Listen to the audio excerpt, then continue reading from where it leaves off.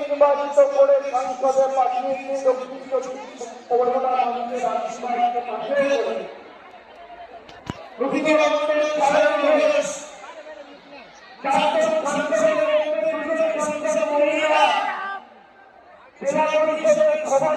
মহিলা একাধিক পঞ্চায়েত গ্রাম পঞ্চায়েত উপপ্রধান প্রধান মহিলা আর যে সংখ্যায় আসছে মায়েদের উপস্থিতি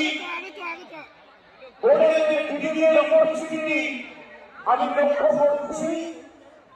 আমি আন্তর্জাতিক মহিলা দিবসে সবাইকে প্রত্যেক মায়ের বোনেদের দিদিদের আপনাদের কৃতজ্ঞতা জ্ঞাপন করছি, ধন্যবাদ জানাচ্ছি। আমাদের সবাই উপস্থিত থাকার জন্য